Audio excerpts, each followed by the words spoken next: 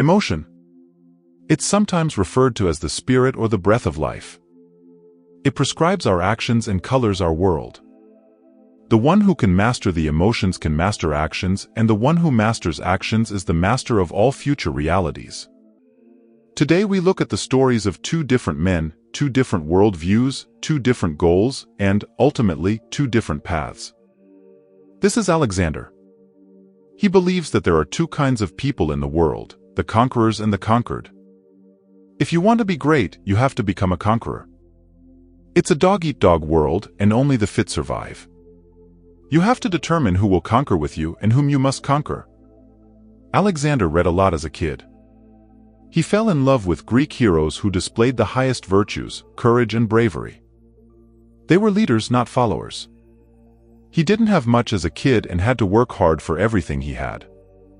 This led him to believe that a person's life is the outcome of their actions and that they must take complete responsibility for what happens to them.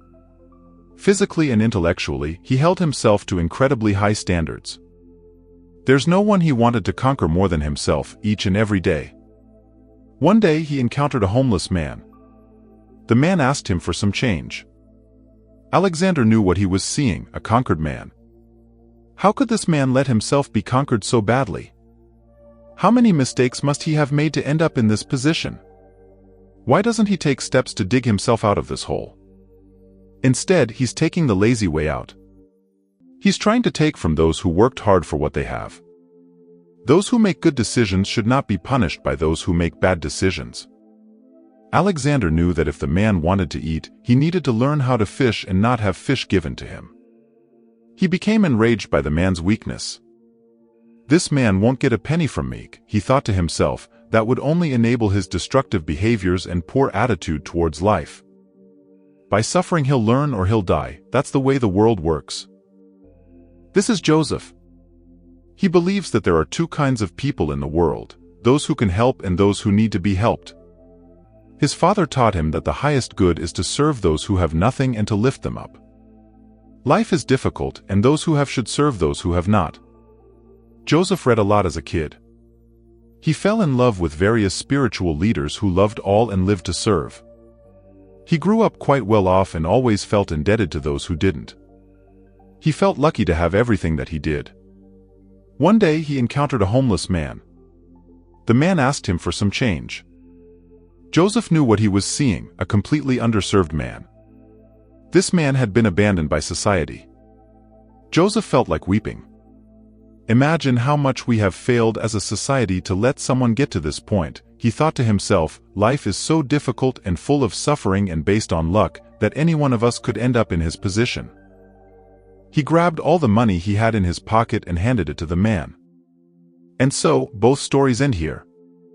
Both men had unique worldviews shaped by their past experiences. They both perceived the same man in a different light. Where one saw a weak man, the other saw a forsaken man.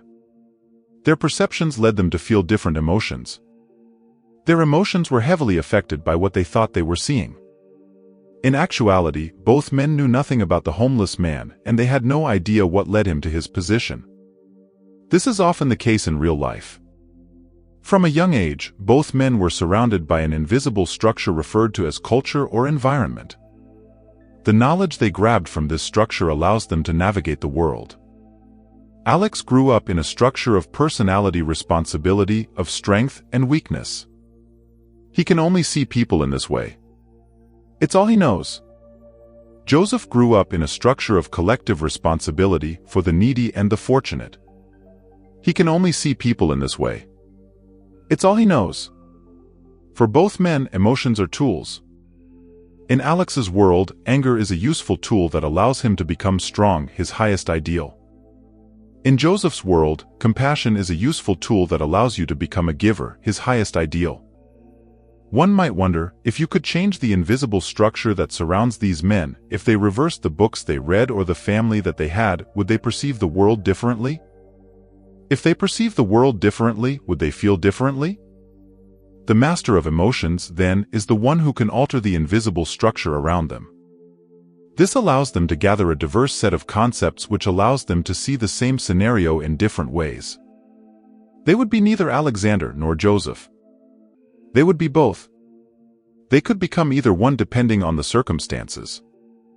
Take a look at this image. What shapes do you see? You'd probably say a bunch of 3 or 4 circles and a square.